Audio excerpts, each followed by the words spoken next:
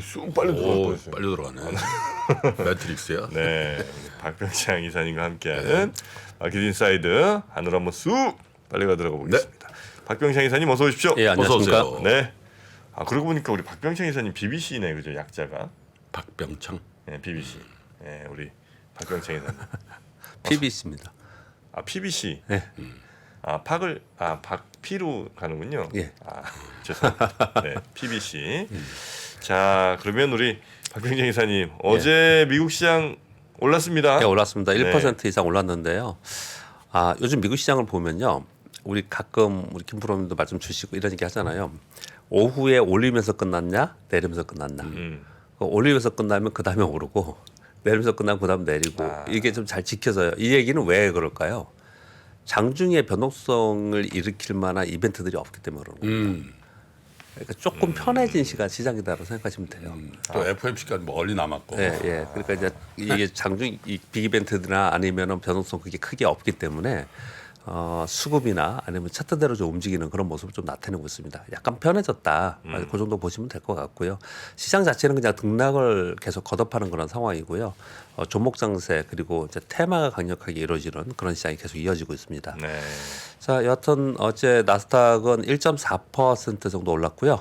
다우는 1.1%, S&P 500은 1.1% 올랐습니다. 지난주 금요일 날 저점으로부터 반등 시도하면서 마감했다라는 말씀을 어제 드렸지 않습니까? 그리고 아침에 곧바로 상승 출발했어요. 그리고 나서 계속해서 상승하다가 막판에 약간 밀리긴 했는데 전반적으로 굉장히 좋은 모습을 나타냈는데 네. 어제 같은 경우에는 또 이런 특징도 있습니다. 어제 상승한 종목들을 몇 면을 보면요. 애플이 1.8%, 메타 3%, 아마존 1.9%, 넷플릭스 3%, DL 오타고요. 마이크로소프트 3%, 인텔 2.7%, 엔비디아 2.4%, AMD 2%, 테슬라 마이너스 1% 그랬는데 테슬라는 급등했으니까요. 이게 왜 이렇게 제가 천천히 시간 들여서 불러드리냐면요. 어떤 한 종목이 끌어올린 것도 아니고 어떤 한 종목이 끌어내린 것도 아니에요. 그러니까 이건 역시도 실적 시즌에서 주요 종목들이 실적 발표를 하면서 종목에 따라서 급등락하는 데서는 좀 벗어나 있다라는 거예요. 그러니까 전반적인 매수가 들어오고 전반적인 매도가 있고 그렇다라고 보시면 될 것 같고요. 어제 EU 집행위원회에서 요 좀 이따 노조 다시 말씀드리겠지만 예상과 달리 2023년 올해 유럽 경기는 침체를 간신히 피할 것이다. 이런 발표를 했습니다. 업데이트 내용이 있었습니다. 이것과 함께 유로화가 올라가면서 달러인데스가 올라가다가 다시 떨어졌어요. 그러면서 길주가 올라간 것이 가장 큰 특징이다라고 보시면 될 것 같습니다. 또 하나는 CPI 우려가 지금 있는 상황이에요. 그럼에도 이제 올라갔어요. 이것은 이제 CPI 기대감 때문에 올라갔다. 이런 부분은 좀 아니고요. 관망 분위기가 더 있는 상황인데 어제 그 뉴욕 연인 지수에서 소비자 지출 그리고 뭐 가계 소득 기대치 이런 기대치에 대한 지수가 발표가 되는데 이 기대치들이 전부 다 하락했습니다. 그래서 향후에 물가는 점차적으로 내려가는 것이 좀 확인이 되었다. 그런 기대할 수 있다라는 내용들이 반영이 되면서 어제 성장주가 하락을 하고 그리고 전반적으로 시장을 이끌었다고 보시면 될 것 같습니다. 우리 시장은 어제 코스피가 0.69% 하락을 했고요. 코스닥은 0.01% 보합으로 마감을 했습니다. 아침에 소폭 하락 0.3% 정도 하락해서 시작을 했어요. 근데 외국인들이 크게 팔지 않더라고요. 근데 거기서 왔다 갔다 했습니다. 근데 중간에 환율이 올라가면서 외국인들 선물 매도라고 비차익 프로그램 매도가 나오면서 저점은 1.17%였습니다. 마이너스. 네. 그런데 오후 들어서 외국인들이 선물도 감소시키고 매도가 현물도 감소시키면서 그러면서 반등을 하기 시작해서 결국 코스피는 뭐 마이너스 0.69%의 반등을 한 것은 이것은 이제 전반적으로는 기관들의 프로그램 매도가 있었기 때문에 시가총액 상위 종목들이 상대적으로 약하긴 했지만 종목별로는 강세 종목이 굉장히 많이 나오면서 반등을 하면서 마감을 했습니다. 네. 특히 주목할 것은 하루 종일 외국인들이 순 매도였는데요. 장 막판에 한 1,000억 가까이 산 것 같아요. 장 막판에. 그래서 종가 기준으로는 671억 순 매수로 마감을 했습니다. 테마 순환이 계속되고 있고요. 지수가 멈춰 있지 않습니까 지금. 그러다 보니까 테마 순환이 계속되고 있는 상황이에요. 그동안에 먼저 올랐던 로봇이나 챗봇, AI 관련주들이 좀 쉬어간다. 그래서 네. 저가주들 오른다라고 지난 주말에 그렇게 말씀을 드렸는데 어제 다시 그 선도 종목들이 급등했습니다. 셀바스 A, 코난 테크놀, 솔트룩스, 마인드로 이렇게 그냥 가져오긴 했는데요. 이런 종목들은 다 상한가 20% 이상씩 다 올랐어요. 그래서 어제 이런 종목들이 급등하면 전체적으로 다 끌어올리는 그런 상황이 좀 됐고요. 진심이다. 짜증나. 그래서 지금 아까 공 기자님이 중국은 이거 증권 당국에서 경고를 하고 나서기까지 했다라는 정도까지 있는데 우리는 좀 쉬었다가 다시 가는 겁니다. 그렇게 좀 내용이 나와 있고요. 여기도 솔직히 만약에 기술 격차 많이 나는 거 솔직히 경제는 알고 있고 혹은 그 사업 안 하는 거 있으면 솔직히 얘기해야 됩니다. 그죠? 왜? 안 하는데 괜히 막 지금 냅뒀다가 나중에 잘 얘기하지 않죠. 뭐 그 투자자의 개인의 판단이라고 얘기를 못 하고 그래요? 하죠. 예. 이제 얘기해줘야 되는 거 아니야? 그냥 말하면 막 빌미가 되니까 그냥 그렇죠. 로고를 하나 만들까 우리가? 어떤 어? 그러니까 스마일 이렇게 하면 맞아요. 빡 뿔따고 이렇게 나오면 더 강하게 뭐 이렇게 애매한 표정 지으면 아닌데. 그런 걸로 그런데 그 전에보다는요. 제가 경험적으로 볼 때 시장이나 우리 개인 투자자들은 상당히 많이 현명해지신 건 확실합니다. 왜 그러냐면요. 이 올라가는 종목들을 보면은 그냥 중구난방으로 다 따라가지는 않아요.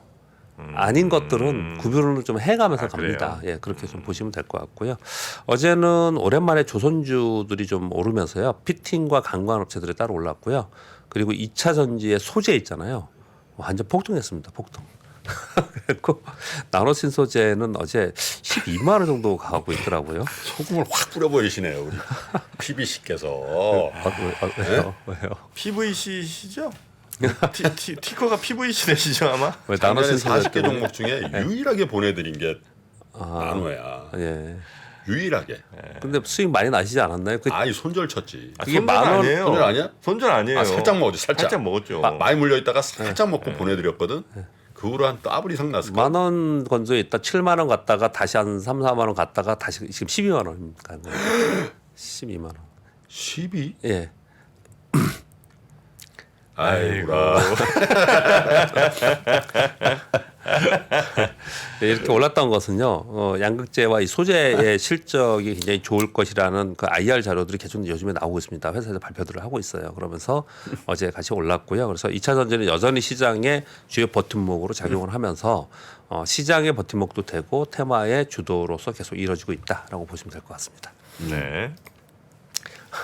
왜 자꾸 웃으시니까. 자, 오늘 가장 중요한 거는 미국의 CPI입니다. 오늘 우리 시간 한 10시 30분쯤 나올 걸로 예정되어 있죠. 네, 그렇게 좀 되어 있는데 PCE와 실질 임금. 근데 이거 지금 얘기가 많지 않습니까? 어제 그 정광우 예전 전 펀드 매니저 나와서 네네네. 이거 자세히 설명을 드리더라고요. 저는 이게 한 줄로 잠깐 언급을 드리고 갔는데 이번에 가장 중요한 것은요. 뭐 6.2%다 또는 전월비 0.4% 증가한다. 이런 부분보다도요. 이 산출 방식이 개편됐고요. 그리고 구성 항목의 가중치가 변경됐어요. 그래서 워낙 말이 많습니다. 논란이 많아요. 이거 예상보다 굉장히 생뚱맞은 숫자가 나올 수도 있다.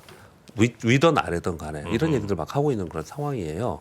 그리고 유가가 상승하고 중고차가의 상승으로 인해서 이거 예상하고 좀 다르게 나오면 어떻게 하지? 이런 걱정을 좀 하고 있는 그런 상황이에요. 그래서 지금 월가의 자료들은 대부분 어떻게 얘기하냐면 단기적으로 이 CPI 발표 후에 변동성은 어쩔 수 없다.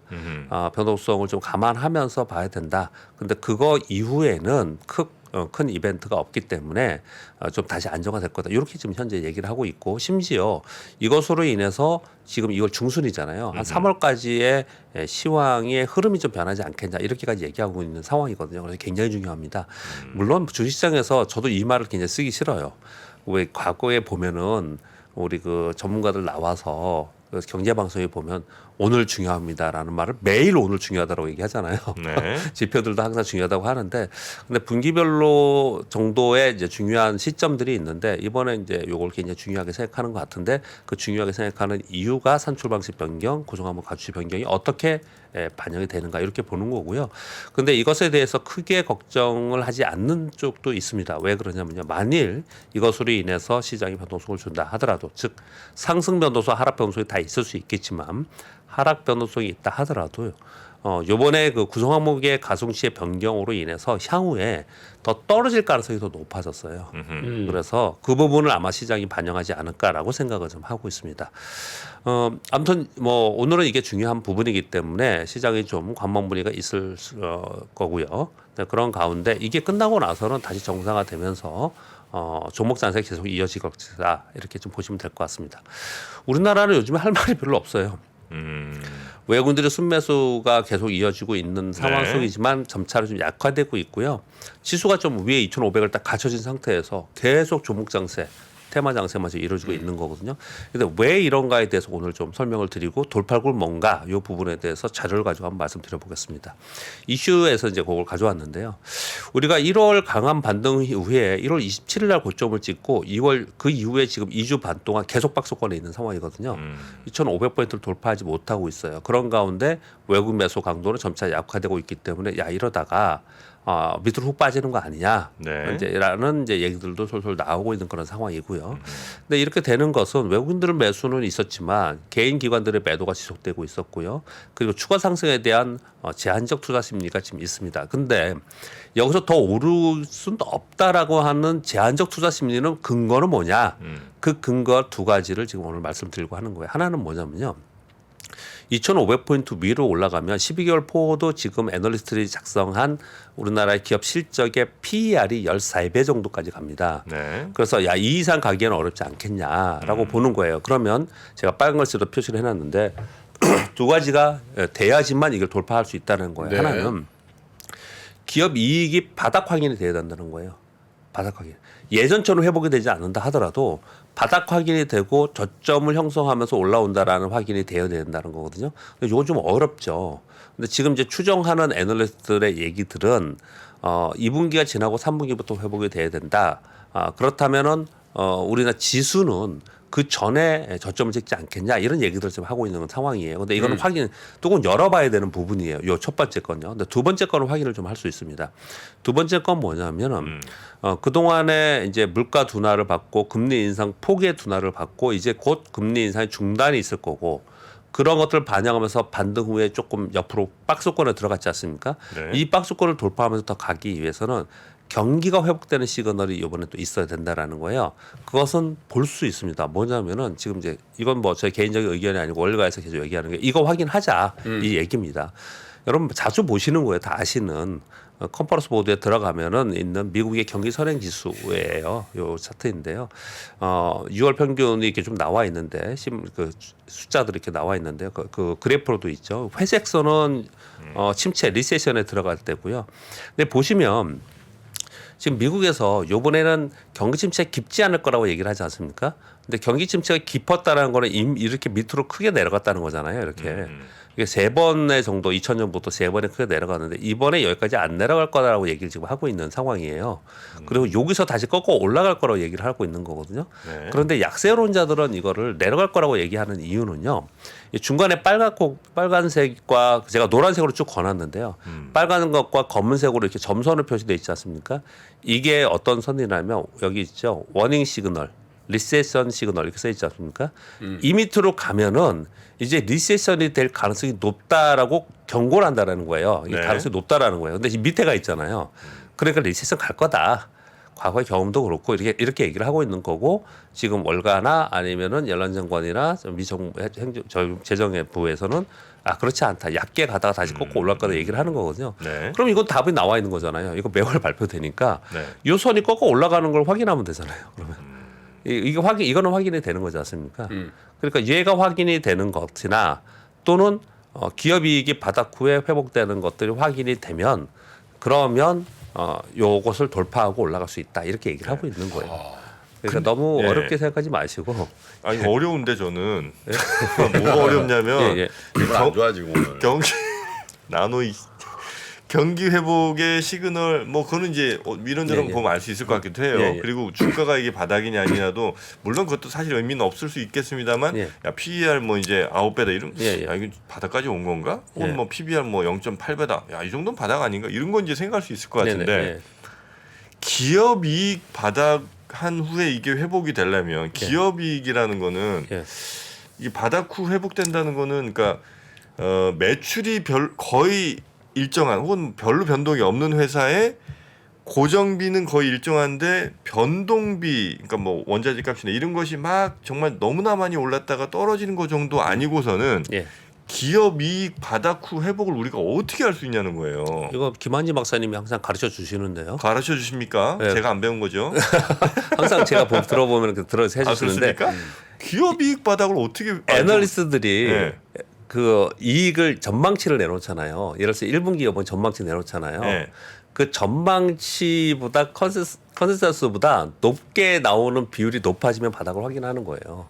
컨센서스보다 예. 높게 실제치가 나오면 예. 아 이제 기업 예, 예. 이익이 바닥 쳤다라고 우리가 생각하면 되는 거예요. 예. 아 심플하네요. 예. 아 고맙습니다. 그러니까 하락을 할 때는 하락의 폭이 둔화되면 저점을 형성해 가기 시작하는 거거든요. 예. 그러다 계속 눈높이를 낮추는데 그 눈높이보다 서프라이즈 비율이 높냐를 계속 따지는 거예요. 그런 이번 바닥이구나. 실적 발표 그걸 얘기를 하는 거잖아요. 그래요? 예, 그렇게 보시면 됩니다. 아, 이거 심플한 걸 제가 너무 어렵게 생각. 아니, 심플해. 근데 자기 머리가 복잡한가요 지금? 니나도 생각해야지. 그리고 또 AI 챗봇 이런 거 네. 폭등했는데 저기서 얘기도 안 해주지. 아니 불제지 마. 방송 오래 하시면서 여러 지표들 보고 여러 내용들을 많이 들으시니까 훨씬 더 이제 많이 지식이 많아지시니까 네네. 그런 거 하나하나 생각하니까 훨씬 더 복잡하게 되는 거지 않습니까?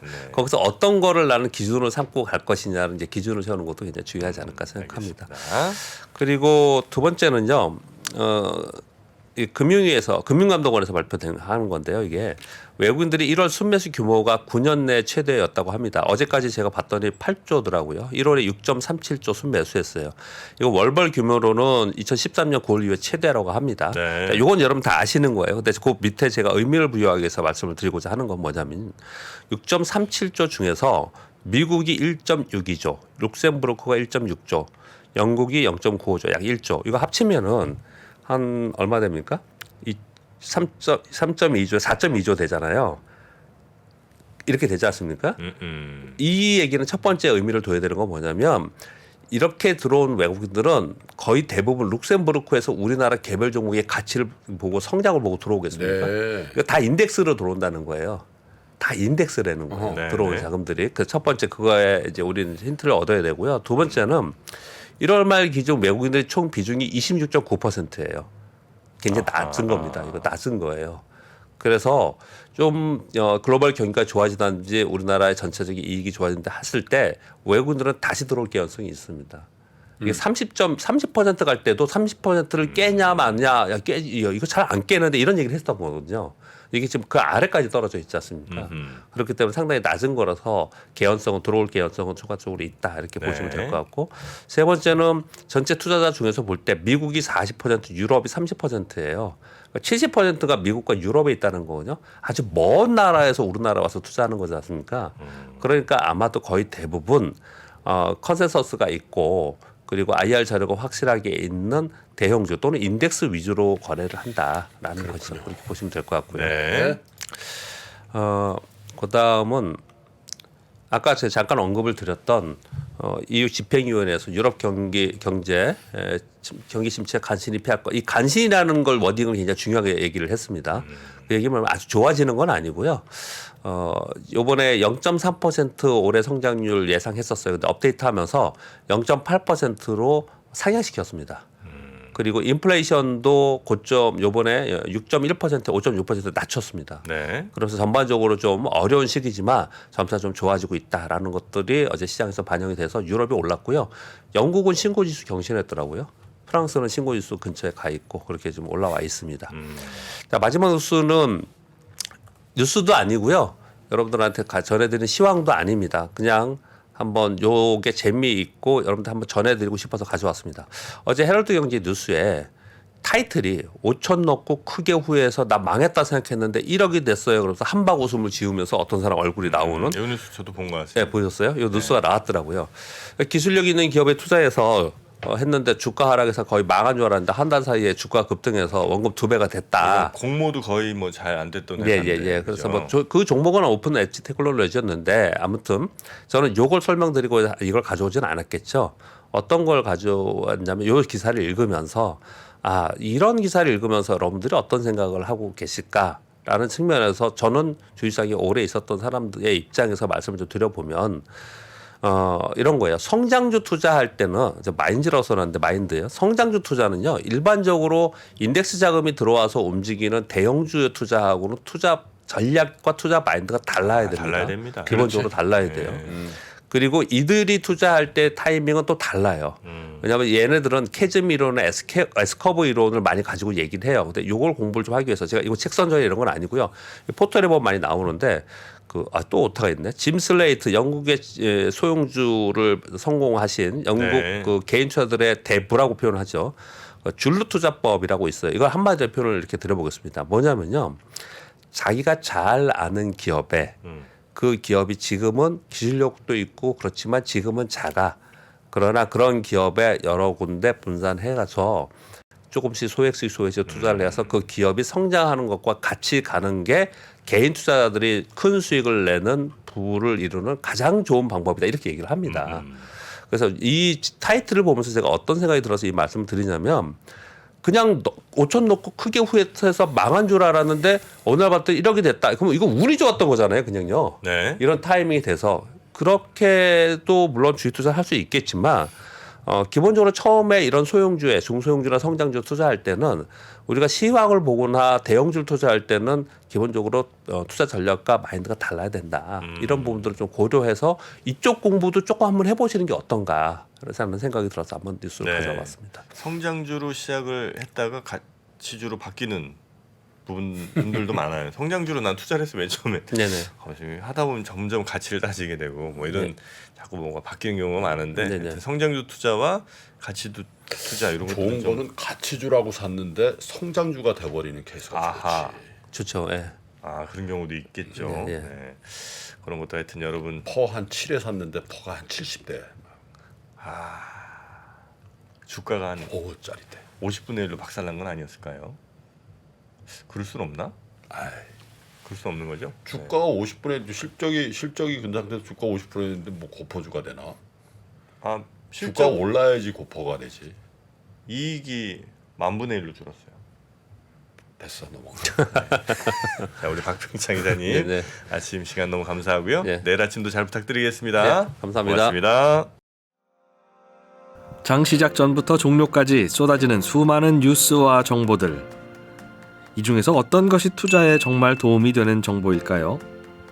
3프로의 증시 셔터맨 박근영 마스터가 직접 정보를 선별하고 투자의 힌트를 드립니다. 시간도 아끼고 투자 아이디어도 얻는 시간, 박근영 부장의 마켓 힌트와 함께 하세요. 자세한 사항은 3프로 TV 앱과 홈페이지를 확인하세요.